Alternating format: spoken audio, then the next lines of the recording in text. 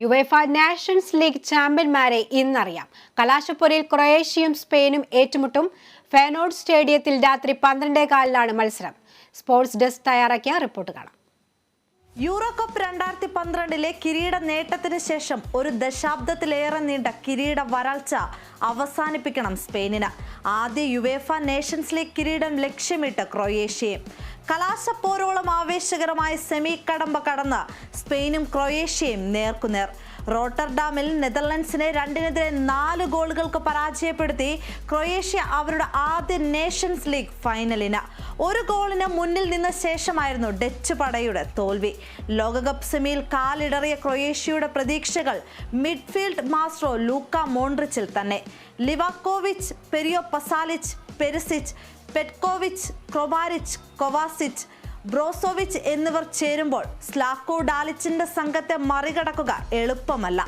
Group 1-ൽ കരുത്തരായ ഫ്രാൻസിനെയും ഡെൻമാർക്കിനെയും മറികടന്നായിരുന്നു ക്രൊയേഷ്യയുടെ മുന്നേറ്റം. മറുവശത്ത് യൂറോപ്യൻ ചാമ്പ്യന്മാരായ ഇറ്റലിയെ 1-2 ഗോളുകൾക്ക് പരാജയപ്പെടുത്തിയാണ് സ്പെയിൻ ഫൈനൽ ബർത്ത് ഉറപ്പിച്ചത്. ഇന്റർ മിലാനെതിരായ ചാമ്പ്യൻസ് ലീഗ് കലാശപ്പോരിൽ സിറ്റിയുടെ ഹീറോ റോഡ്രിക്കൊപ്പം കളി പിടിക്കാൻ ഗാവിയും പിനോയും അൽവാരോ മൊറോട്ടോയും. ദേശീയ ടീമിനൊപ്പം കിരീടം നേടിയ ജോർഡി ആൽബയുടെയും ജീസസ് നവാസിന്റെയും പരിചയ സമ്പത്ത് കൂടിയാകുമ്പോൾ ഫ്യൂണ്ടയുടെ കുട്ടികൾക്കും ആശങ്കയില്ല. അവസാന 16-ൽ ഖത്തർ ലോകകപ്പ് ക്യാമ്പയിൻ അവസാനിപ്പിക്കേണ്ടി വന്നതിന് ശേഷം ടീമിന്റെ ചുമതല ഏറ്റെടുത്ത ഫ്യൂണ്ടയ്ക്ക് 4ാമത്തെ മത്സരത്തിൽ തന്നെ കിരീടം നേടാനുള്ള സുവർണ അവസരമാണിത്. 9 തവണയാണ് ഇരു ടീമുകളും നേർക്കുനേർ വന്നത്. 5-ൽ സ്പെയിനും 3-ൽ ക്രൊയേഷ്യയും ജയം നേടി. ഒരു മത്സരം സമനിലയിൽ കലാശിച്ചു.